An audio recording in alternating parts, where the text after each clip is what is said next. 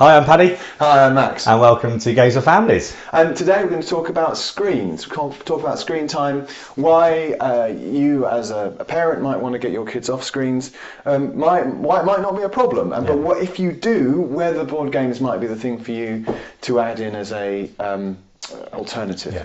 So, I mean, lots of parents we meet sort of say, I wish my kids weren't on screens. Yeah. Quite a lot of those parents that are on screens themselves, like with phones and stuff. What are the sort of key things then for families when we think about time off screens? Well, I think the first thing they've got to decide is why they want to reduce the kids' screen time. We're in the middle of a bit of a moral panic about screen time, about video games, and I mean most of all about social media, which we're definitely not going to go there today. But there's really no evidence that screen time in itself is harmful.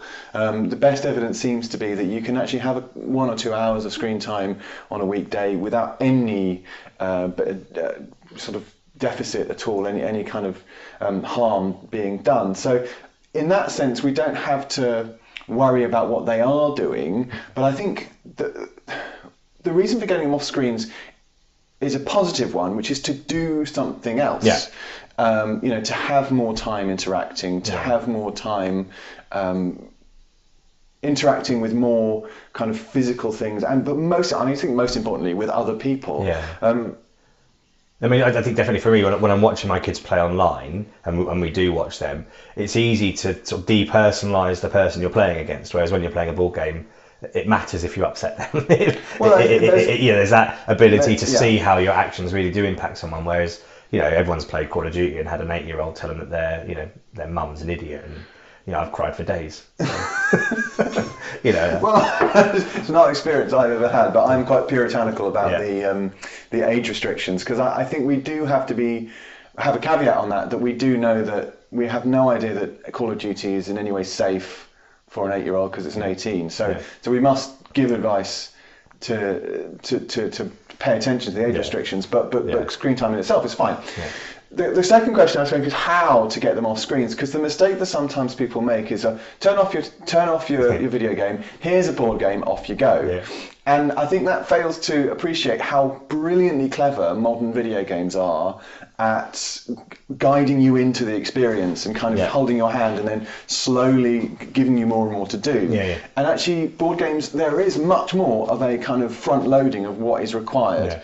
And so you have to have an adult to show enthusiasm, guide you through the game and get going. Just giving them the games is not enough. So you, as a parent, have to be ready to invest time in this. And I think the other thing as well is, in my house, often I'm like, turn off screens, here's a bit of paper, now entertain yourself. And actually we want to try and offer some really positive things. So I think what we can do today is maybe offer some really good quality games that actually might tap into some of the passions your kid or family has for screens. Yeah. We thought that might be a good idea. Sure. So we've got a few ideas, and I think it sort of depends on what your kid's into. So if your kid's into kind of smashy games when you're kind of upgrading your characters and stuff, I recommend, as I do with almost any gamer, King of Tokyo. I'm slightly obsessed with going on about. What else do you think? Yeah, I mean, I think destruction games, things like Rampage, which is where you get to be a sort of a Godzilla type figure. You build a city together out of pieces, but there is very much that tactile sense of destruction, of attacking other players. If your kids are into kind of, I guess, like Roblox-y type things where there's building but destruction, that could be a good thing. I mean, we were talking about shooters, Call of Duty. If you're trying to get your kid off that, there's a great game that I was given as a gift, by you in fact, called Adrenaline, which is very much like a first-person shooter. And unlike sort of Call of Duty, the thing I loved about it was the more you got wounded, the stronger your character got. Yes. Which actually is a really interesting mechanic. Whereas online, the more wounded you are, and the more pathetic you become. Exactly. And actually, to teach kids that there can be strength in that is quite interesting. Strength in weakness. Oh, man. Almost a philosophical. Almost. Last become first. It's a good thing. What about? I mean, kids love. My kids are desperate to play things like Minecraft. We limit it because it doesn't really have an end.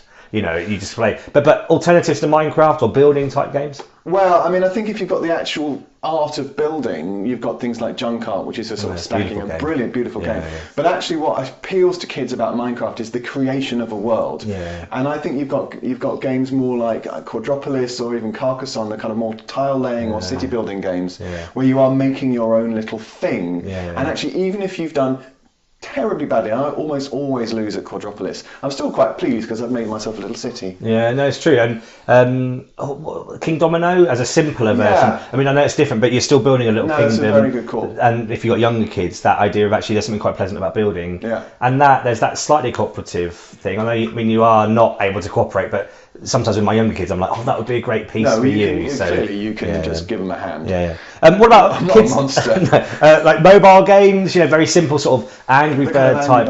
Well, that does date us because I'm sure the kids have moved on from that. Yeah, they're all on like kind of dating sites now. But, any kind of games? I mean, I was thinking Rhino Hero is quite simple. There's the kind of building up, knocking down. I think that's a great one because it's got that kind of, one of the fun things about mobile games, and they are fun, is the kind of topply, is it going to call, isn't it going to fall? And Rhino Hero, particularly the Super Battle version, the newer one, has that in absolute spades.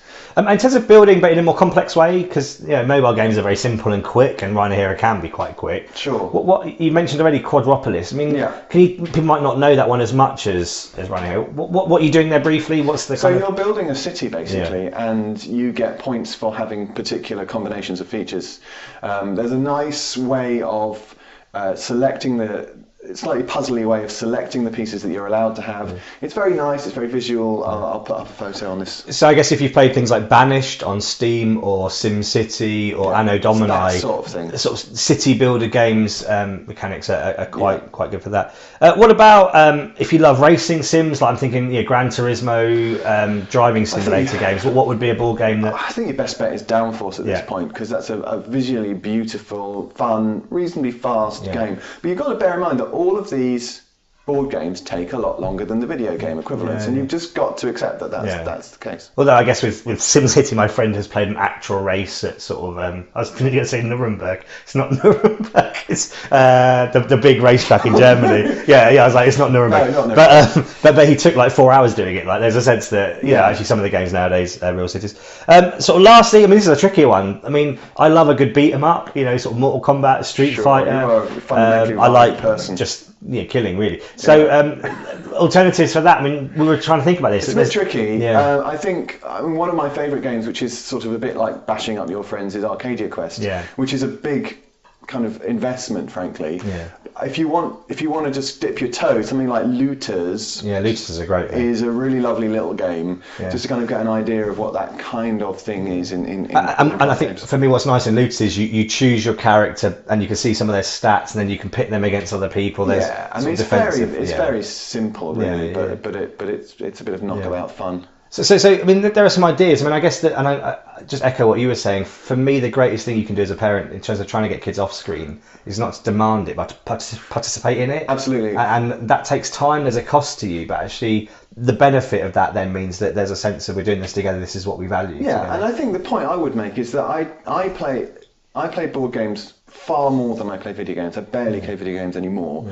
Because I prefer them, not because they're better for me, because I like the feeling of not playing against an algorithm, but playing with a real person and the ability to sort of have people over in order to do this fun activity. So I think if you want to do this and get transition from screens to board games, I think it's really worthwhile. But it takes investment and a bit of thought, and that's what our channel is kind of partly about anyway.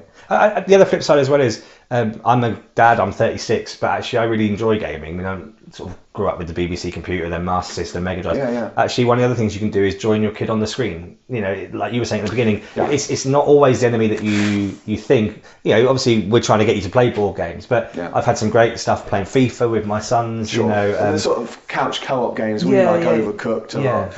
I think that's really true as well. But actually, my point about those is that the actual interactions that matter are the ones offline, off the screen. So it's a very quick way of having that experience, but it's not as good as a board game in terms of interaction. So basically, our message is we're not on a moral crusade against video games. We both play them, we both enjoy them, but we do think that it's definitely worthwhile. And having that game that you have a confidence in, that this isn't going to be lame.